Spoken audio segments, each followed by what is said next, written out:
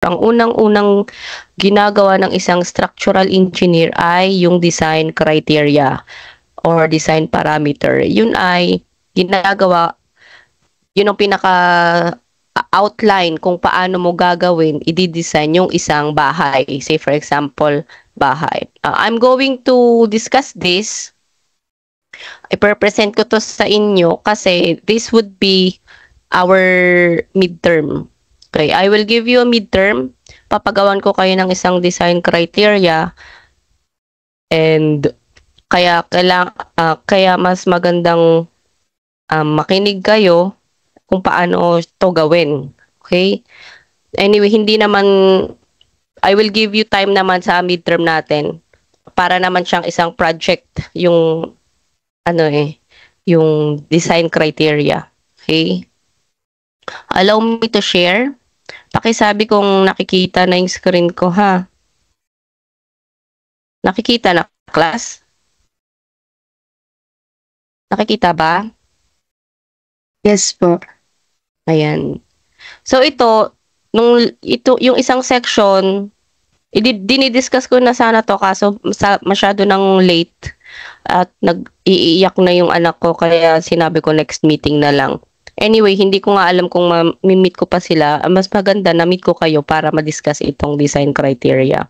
So, design criteria, isa ito sa mga pinapasa natin sa munisipyo. Kasama ng structural analysis, design criteria muna ang nasa unahan yan bago yung mga design mo ng bahay na yon. So, what is a structural design criteria? It is a set of guidelines, standards, and requirements to ensure the safety, functionality, and compliance of a structure. Okay, so yun nga sinasabi ko, guidelines and standards. Dito nakalagay yon. So parang mini Bible ng gagawin mong bahay. Ito yon. Ito yung pinang-outline niya, guidelines. Ang purpose nito, to ensure structural safety and stability, meet functional and regulatory requirements, and align with client expectations. So dito nakalagay kung ano yung mga gagamitin, kung ano yung mga material properties na etc. So ito yung mga key components nun. Dito nakalagay yung loadings ng bahay mo. I-limit lang natin yung structure sa bahay, ha, residential. Kaya pag sinasabi kong bahay, kunyari ito yung ginagawa natin. Okay? Kasi mahirap naman kung gawin nating general, which is baka hospital or building, hotel. I-limit na lang natin sa bahay. Okay? So, ito yung mga key components ng gagawin nating bahay. Loadings, yan. Yung load combinations, yan. Yung material properties, and yung foundation or yung soil characteristics, yung software and analysis na ginamit, tools, and yung applicable codes and references. So, yan yung mga laman ng design criteria. So, pasok na pasok siya doon sa ni-report kanina dahil na-discuss itong loadings, load combinations, di ba? And then sa my foundations din, ayan. So, design criteria, mas i-elaborate lang natin. Sa loadings, dun mo ilalagay yung mga dead loads, specify material and their respective loads. Say for example, yung mga concrete, kung ano yung unit na kung ano yung pressure load niyan, yung steel, CHB walls, etc. Sa live load naman, which is na-discuss din kanina, include mo lahat ng loads for different usage ng scenarios. Example, kung may corridor yung bahay mo or office man yung gagawin mo, kung ano man yung live load ng roof, ayan. Wind load, doon ilalagay mo yung define mo yung design parameters, which is na-discuss kanina, ilalagay mo kung ano yung mga wind velocity, yung exposure category, etc. So, seismic load naman, yung mga design parameters din doon, ilalagay nyo, which you will provide seismic design parameters and coefficients. Then, letter B, next is yung load combination. Outline the combination of loads for different analysis methods. Nakita naman natin yun sa ni-report kanina. Nasa code din yun, nasa NSCP. Ngayon, kung USD mo siya i-design, ultimate, ano ba yung USD? Hindi ko na ultimate, anyway, basta kung USD mo siya i-design, kung ano yung load combination ng USD, yun ang ilalagay mo. Okay?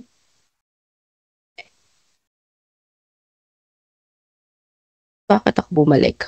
Ayan. So, next is yung material properties. Specify minimum required properties for material. Ito yung mga karaniwang ginagamit. So, ito, ilalagay mo lang kung ano yung ginamit nyong FC or compressive strength or yung kung sa bakal naman, ano yung FY na gagamitin nyo sa pag-design or yung yield strength.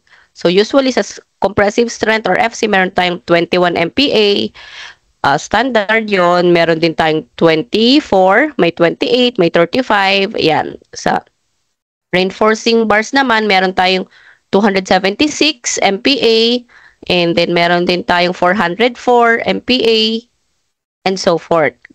404, mataas na yon. 276 lang kapag sa bahay. So, sa concrete masonry, meron din yan kapag non-load bearing ang gagamitin mong masonry, CHB, ilalagay mo rin yan. And sa structural steel, ito yung mga bakal, which is yung mga wide flange, mga ganyan, mga C-purlins, ayan. So, meron tayo dyang 248 MPa, yung standard dyan. So, ang core bolts din, meron din yung FY, and yung electrodes, ito yung sa may welding.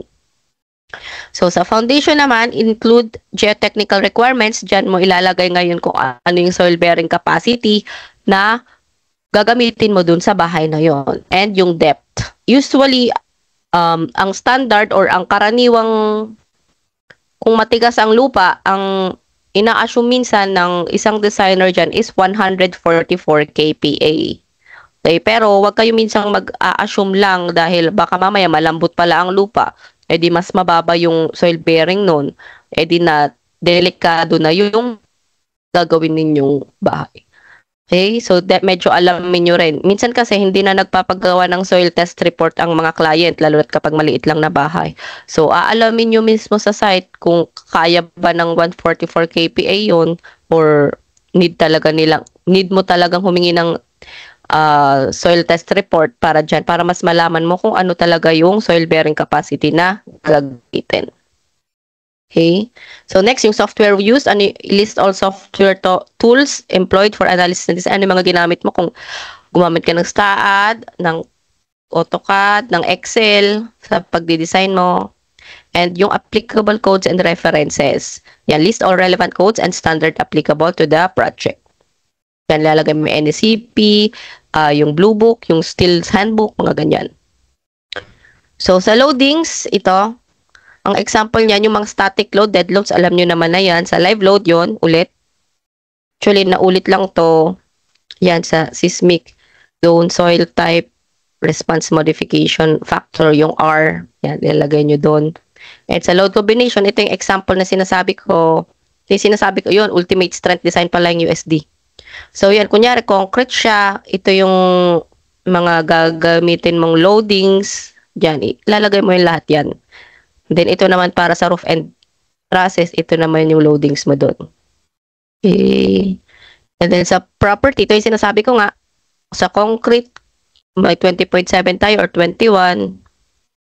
Sa yield strength, may 276 dyan. Tapos sa masonry din, the strength and ASTM standard compliance din yan. So, kapag sa software and analysis tool, yung commonly used tools din natin dyan is yung STAAD Pro, ETAB Safe, hindi ko alam yung Safe eh. And then yung Microsoft Excel for load calculations. So, purpose nito to validate and optimize structural designs. So, applicable codes and standards, examples nun ay yung NSCP, yung ACI, Building Code of Structural Concrete, and National Building Code. Kailangan din yan, and yung AISC, which is yung Steel Construction Standards. So, yon. So, yung mga key points natin, yung codes, loads, materials, parameters, and tools. So, medyo binibilisan ko lang kasi, introduction lang to. Okay? So, para for actual, para mas ma-gets nyo yung sinasabi ko, mag-set tayo ng isang example. Nasusundan pa ba ako, class? Hello? Nandiyan pa ba kayo? Hello? Yes po, ma'am. Ayan. So ito, ito yung gawin nating reference. So ito is isang pinagawa sa akin, DPWH. So ito yung pinakaginawa kong design criteria. So ito yung personalized kong design criteria, kung makita nyo. Ganyan ko siya ginawa. Inuna ko yung reference, loadings. Okay, ayan. Sa loadings, meron tayong dead loads. Ayan, sinasabi ko sa inyo, dead loads. Andyan yung mga loads ng concrete steel, which is 2477. And then kapag mismong CHB na exterior, may 2.4 kang i-apply. Pag interior, 100 lang, 1.76. And per floor naman, pressure loads, ayan, mga yan. Sa live load, kung ano yung purpose or occupancy nung building na yon, ayan, dyan ilalagay nyo rin. So, wind load design parameters niya is ilagay nyo kung ano yung wind velocity niya, exposure category, kung anong enclosure classification niyan. Sa seismic load, ayan, approximately, ilalagay nyo 2.5 kilometers siya sa valley fault system na West Valley Fault. Ayan, lalagay nyo yung zone, yung importance factor. Yan, mga na-discuss yan kanina. Yung R, which is yung special reinforced concrete moment frame, kung ano siya, value niya. Kapag concrete, kapag steel, iba yan. Ano yung soil profile type, yung NA, NV, CA, CV, and yung design base shear. Itong actually, kahit hindi nyo nailagay itong design base shear kasi, ano to, kino-compute pa to eh. So, kahit hindi nyo na to i-include. In-include ko lang dyan kasi gustong makita ng checker. So, yan yung load combinations. Then, ito yung mga material properties. Yan. So, ginamit sa foundation, column beams, and slab is 20.7. Sa slab on field, 20.7. Yung bakal na ginamit, 12 mm, 414, and above, 12 mm bakal pa, and pataas, 414. Pag 10 mm pababa, 276. Ito naman yung unit ng CHB, non-load bearing, 400 PSI lang, which is equivalent to 19.6. Structural steel, 248. Yan, anchor bolts, electrodes, and then sa foundation. Ganito lang naman yan, as per project geotechnical report, particular structure may be designed at an allowable soil bearing capacity at 151 kPa, of 151 kPa at 3 meters depth. So, yan. And then, yung software used is itong STAAD and Excel. So, ganito lang yung gagawin ninyo. Ito lang yung papapasok sa inyo. Bibigyan ko kayo ng isang plan and gawa kayo ng design criteria for that. So, doon lalagay nyo yung project, subject, location, designed by, date. Yan. So, yung title is Construction of DPWH Quezon City, first day. So, ito yon. Ito. Okay? So, i-elaborate natin ngayon yung pressure load. So, pressure load, ibig sabihin, ito yung dead load mo sa mga suspended slab.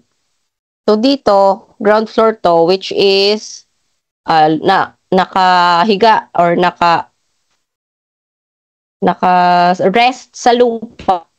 Wala siyang, hindi mo na need ng dead load doon na ilalagay mo sa STAAD. Okay, so dito tayo sa second floor plan. So dito sa second floor plan, actually kasi yung ibang RK, nilalagay nila yan kung ano yung gagamitin nyo. So for this, inassume ko, and sinabi rin naman sa akin ng RK na tiles naman ang gagamitin dito. So for that, ito yan. So titingnan nyo yung plano, ha? Ay, sorry. Di ba? So for that, dito lang pala. Yan. So kapag nailagay nyo na yung ito, mga standard naman to eh, hindi to nagbabago. 23.56 to ata eh. Pero pwede nyo naman i-round up kaya 24 and it's a structural steel 77. Ito, makikita nyo to sa NSCP. Itong 150 mm thick CHB exterior wall, both face plastered. I-calculate nyo, i-plus nyo, makikita nyo yung value niyan doon. Okay? So, check natin dito sa NSCP. Okay, so ito live load to eh. Ayan, so dito yan, no.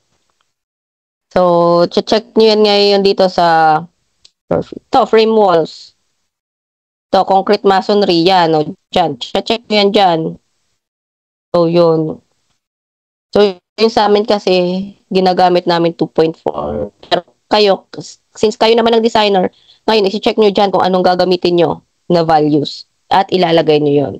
Ang unit naman nito ay KPA. Ito naman sabi, add 0.24 KPA for each plastered. So, mag-add ka ng 0.24, 0.24. Doon, say for example, ito 1.15 siguro. Kaya may grout dapat.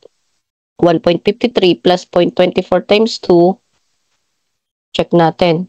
1.53 times ay plus 0.24 plus 0.24. Yan. So, dito, 2.01 lang. Yung pinaka-value niya ng 150 mm. Dito, 150. So, kayo bahala kung ano. Pero yung na-compute kasi namin, na-compute ng sa akin is 2.4 ang ginagamit ko dyan. So, ganun, okay? So, dito sa example naman ito, pressure load at second floor and third floor, since pares lang naman sila ng itsura ng slab. Yung mismong slab is hindi na natin i-compute yun, which is yung kapal ng slab, 0.1 siguro, tapos yung concrete nun, hindi mo na yun ilalagay dito kasi nasa model na yon ng STAAD. So, magiging self-weight na siya. Pero ito, ang ilalagay mo dito pressure load is yung nasa ibabaw nung slab na buhos, which is yung ceramic tiles on 25 mm thick mortar bed. Ito muna, ito, ceramic tiles on 25 mm thick mortar bed. So, paano ko nakuha yung 1.1? Tingin kayo sa NSCP. So, punta tayo sa floor finishes. Ito. Hanap tayo. Ceramic. Iyon. Ceramic or quarry tile, 20 mm on 25 mortar bed. So, ito yun, 1.1. So, yun. Ilalagay mo ngayon sa ito na yun, 1.1. Ngayon, ito namang ceiling, 10 mm thick gypsum board on suspended metal furring. So, check mo naman ngayon dyan, 10 mm gypsum board daw. So, punta ka ngayon sa ceiling. So, ito, ceiling. So, gypsum board, ito, 0.008. Ngayon, i-times mo yun sa 10 mm kasi 10 mm ang ginamit. 10 times 0.008. So, may 0.08 ka ngayon. Hanapin mo ngayon yung ito, yung suspended steel channel system. Ito yon yung metal furring na yon. So, 0.1 plus 0.08. So, meron ka ngayong 0.18. Okay, so, ito yon. Kaya, naging 0.18 yung sagot ko dyan. Okay, so, ganun yun. So, itong utilities, mechanical, electrical, plumbing. So, ito yung mga wires dun sa may ceiling. So, may 0.4 akong inaalat dyan. So, ngayon, i-check nyo na lang yan dito sa NSCP kung saan yan banda. So, naintindihan, class? So, ilalagay nyo lahat ng dead loads sa design criteria kasi kailangan nyo makita. Per floor yan. So, second and third floor ko is same lang naman. So, sa fourth floor ko, since naging naging roof deck, iba na ngayon ang dead load nun. Meron na ako ngayong 25 mm thick concrete topping lang and meron akong waterproofing. Meron ulit akong ceiling and utilities. So, yan. I-add mo ulit yan. And check nyo, sa different kung may pagkakaiba man. Say, for example, dito sa iba ang pressure load ko ng toilet dahil meron ako dong ceramic tiles at meron din akong concrete topping pa at may waterproofing pa ako doon kasi syempre baka para hindi mag-leak. So, yan. And then, pressure load at roof. Kung ano naman yung sa may roof mo banda na dead loads, yan, ilalagay mo rin yan. Okay? So, yan yung sa mga dead loads. Sa live load naman, kung ano yung purpose ng structure. So, for this, kung makikita nyo, may hallway, may storage, may mga pantry, may construction section, financial, ibig sabihin mga offices yan.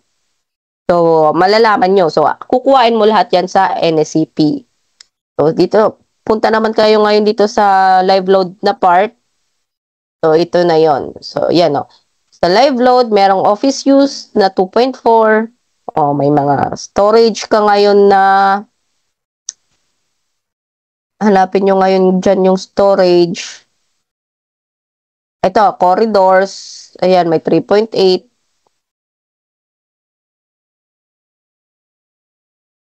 Ito, may 6 ka kapag may mga light or ito pala, corridor pag manufacturing. So, aalamin nyo. Ito pala. Ayun, office. Ano nga natin? Ano yung ginamit natin? So, yan. Dito, kinuha ko muna yung roof sa may roof. And then sa office, 2.4. Ito, lobbies, hallway, and corridors, 4.8 since dito yan banda, dito yan, lobbies, ground floor corridors, 4.8. Okay? And then, storage na light, 6 lang. Makikita nyo yan dito. Yung storage. Ito na light. Ayan, 6 lang. And then, fire exit, 4.8. Basketball court. Syempre, parang ano na rin yan. Theater, 4.8 na rin. Restroom, 2.4. Kung restroom, kung ano yung office na live load, yun din ang restroom nyo. Okay. So, sa wind, aalamin nyo yung zone. By the way, kanina ba nag-present ng ng map ng wind sa NSCP? So, makikita nyo yan dito sa NSCP. Reporter, may present ba kayong wind map? Wala. Meron po, ma'am. Ayan. So, yun. Na-discuss naman pala. So, dun makikita nyo ngayon yung wind. Kung papahapyawin nyo. Ayan, o. So, alam nyo na to. Na-discuss kanina. So, aalamin mo kung anong category yon. So, kung anong occupancy category. Sa case ko, standard lang yon. Category 4 yon. Kapag standard. So, ngayon, pupunta ka sa category 4. Ano ba yun? Ayun. Category, ito, category 3, 4, 5. Ngayon, since, saan ba to na? Sa Quezon City to yung building ko. So, bandang dito yan. Bandang ditong part. So, ano yung nilagay ko? 250 o 2, yun. 250 yung nilagay ko kasi dito yun na part. Dito na part. So, 250 ito 260. Kung nakita nyo. 280, 270, 260, 250. So, 250 ko siya nilagay. So, yun yun. So, i-check nyo ngayon sa yung location. Kaya mahalagang alam nyo yung location ng ginagawa ninyong structure. Okay? So, wind exposure category. Yung kaninang diniscuss, kung urban, kung yung may terrain, yun yun. Kapag urban or madaming buildings, exposure B yun. Okay? Medyo madaming obstruction. Kapag exposure D, which is terrain, yan, mga palay, mga maluluwag. Sobrang luwag yun, D. Pero kapag C, medyo probinsya. Kapag probinsya, exposure C ang gawin ninyo. Okay? So, lalagyan nyo rin kung ano yung classifications niya, which is enclosed. So, pagdating dito sa seismic load, ngayon, kailangan nyong malaman yung layo ng building na yan doon sa fault line, active fault line. So, for that, I recommend na pumunta kayo sa Hazard Hunter PH for that. Okay, madalas itong ginagamit ng mga designer. Yan. And then, use current location. Nasusundan ako, class? Nakikita? So, for data, alamin nyo ngayon kung saan siya. So, example, Quezon City. Quezon City. Ito, general lang to Quezon City Hall, kunyari. Pero dapat alam nyo yung exact nung location nun. Okay, so wait lang. Check ko nga yung sa akin. Ismic. Sandali lang, class.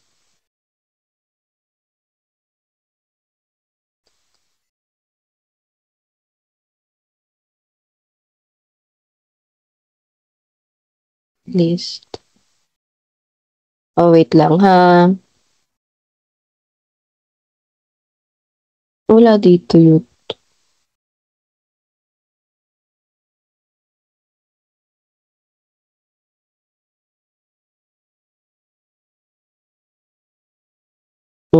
Wait lang. Hinahanap ko kasi. Okay, sa iba tayo magpunta. Dali lang. Bibigyan ko lang kayo ng example.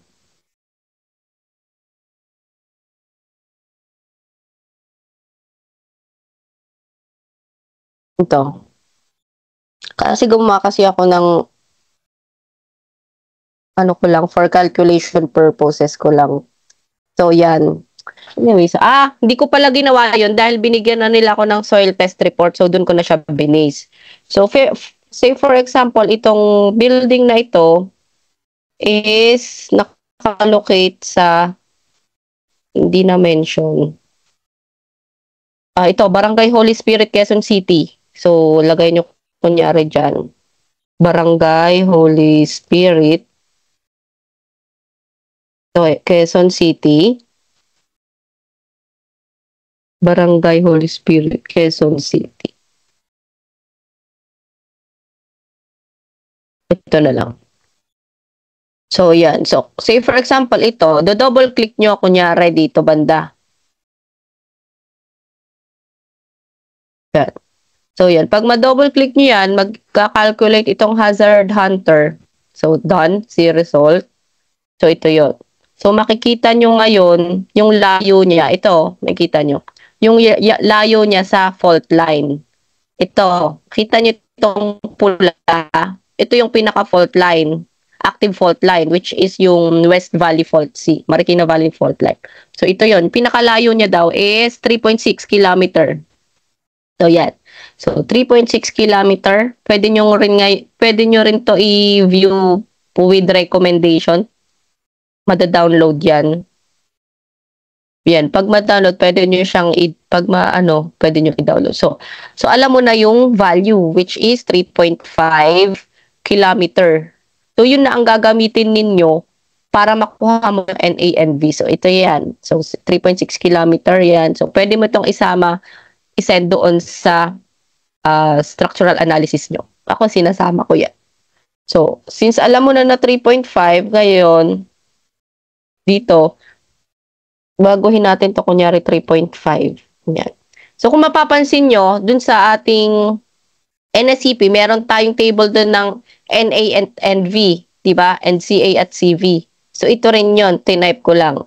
So, dyan, i-interpolate mo kasi yan. So, yung 3.5 na yan, saan siya pasok? So, seismic source type A tayo kasi active yun eh. So, sa A tayo titingin. So, yung 3.5 is pasok dito sa 2 and 5. So, i-interpolate mo yan dyan para makuha mo yung value ng NA, which is itong 1.35 na compute niya na. And then, for NV naman, dito rin 2.5 and 5, dito dapat value niya. Sa gitna ng 2 and 1.6, which is 1.8. So, alam mo na yung value ng NA at NV. Okay? So, ganun yun, i-interpolate nyo yan ha, para makuha nyo, malagyan nyo dito sa itong NA and NV.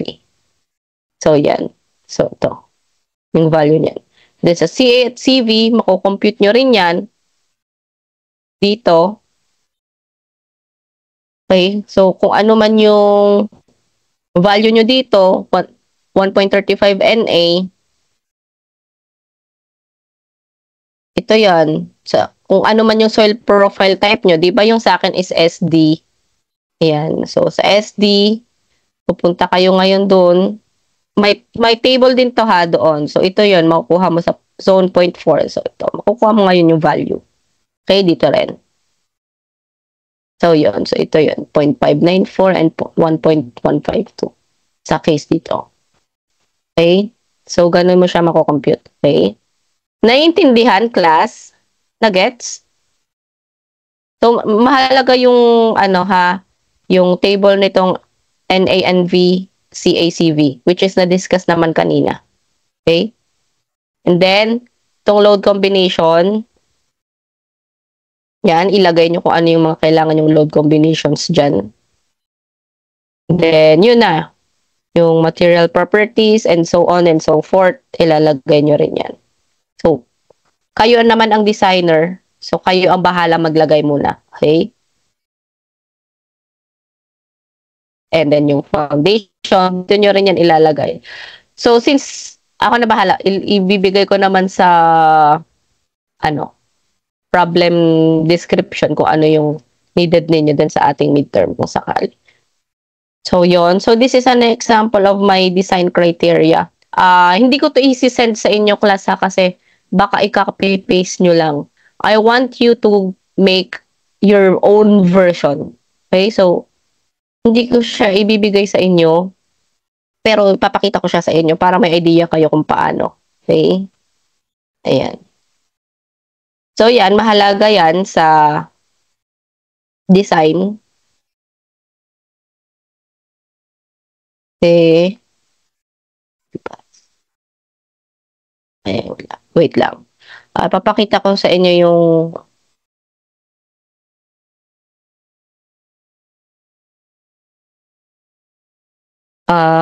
kung saan ko siya nilalagay. Kung bakit mahalaga ang design criteria. Kasi dito mo siya, since ginamit ko yung STAAD, so yung mga loadings na yan, dito mo yan makikita.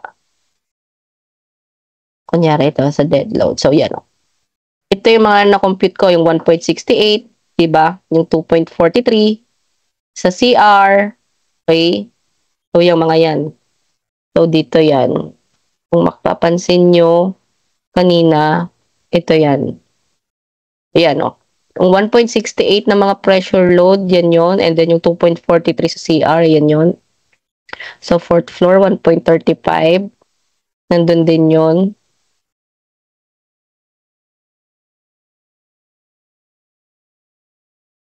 Ginawa ko na siyang 1.68 kasi nag-iiba yung ano niya, yung purpose niya. Kasi hindi pa final yung RK nun. But anyway, mas safe naman siya kasi mas mataas naman yung inilagay ko. Okay, and then dito naman sa live load, may kita nyo rin yan dito. Yan, yung mga office, yan, hallway 4.8, storage 6. Yan yung mga nilagay kong loads. And then sa seismic, kailangan nyo yung design parameter para pag mag-input kayo dito sa seismic is ilalagay nyo lang. Ayan yun, o. Sa zone 0.4, important factor, ano yung R mo, which is na-discuss din to kanina. Pipili ka lang dun. May table yun dun eh. So, pipili ka kung concrete, 8.5. Kapag steel, 8 lang yan. So, ano yung soil profile type mo for, yan, yung NA and V. And then, itong city, ito yung kaninang diniscuss dun sa times, dun sa period. Ano nga ang period yun? Yung sa dulo na diniscuss, ito yon. Since concrete ako, ito yung value ko. And then, ito yung T na hinahanap, which is yung T is equal to, ano ba yun? Yung may HN raised to 3/4. Ito yon. Ito yung values na yon para ma-compute yon. So, kaya maganda rin na discuss nila kanina kasi gagamitin din ninyo siya if ever man sa design kayo napunta. So, sa wind, dito kasi hindi dito makikita. Pero, tina-type din yan dito. Kunyari, dyan. Ay, mali. Anyway.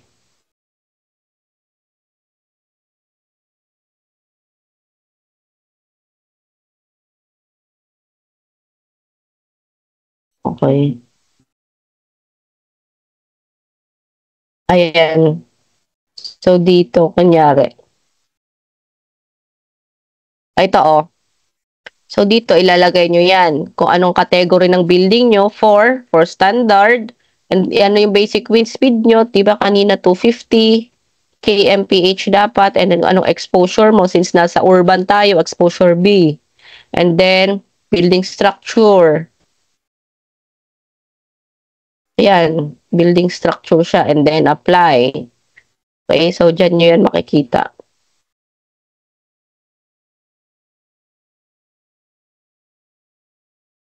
So, yun, class. Nakuha, class. May questions kayo? Do you have any questions? Andyan pa ba kayo? Hello? Hello? Yes po, ma'am. Wala naman pong question. Ayan. So, antayin nyo na, binigay ko na pala dyan yung, sinend ko na yung report assessment para sa group 3. Sagutan nyo na lang siya, okay? Don't forget na magsagot and i-turn in yan kasi ginagamit natin yan for, kinukuhaan ko rin yan ng grades. Yung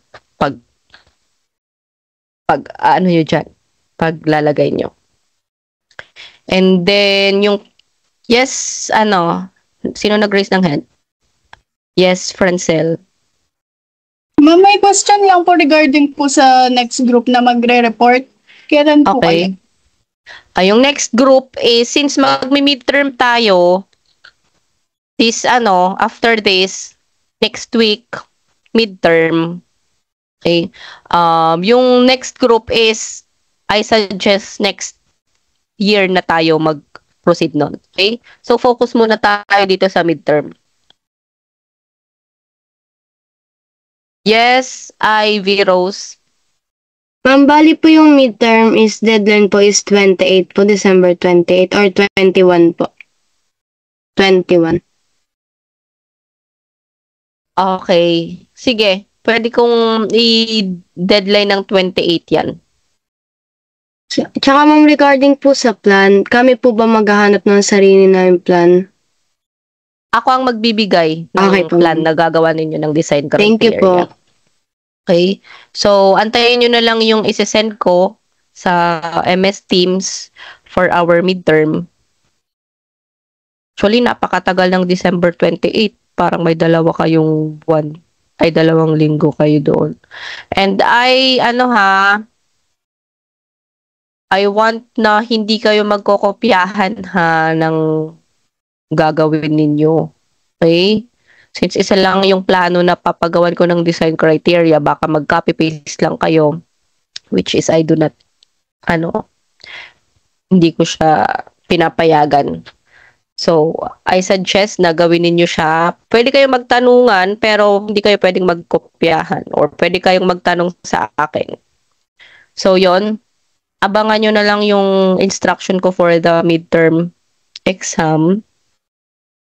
Okay? And baka bukas hindi na tayo mag-meet since nag-meet na tayo ngayon.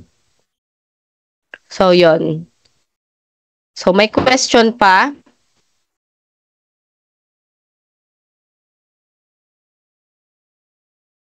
Question? So, kung may questions kayo, pwede nyo naman akong tanungin, and kung may hindi klaro, is i-play nyo ulit itong video, yung recording video natin, okay? So, kung wala na, advance Merry Christmas, class. Yan, and next year na tayo mag-meet online ulit. So, kung wala na, may I request na lang to open your cam para sa last natin na photo documentation this year.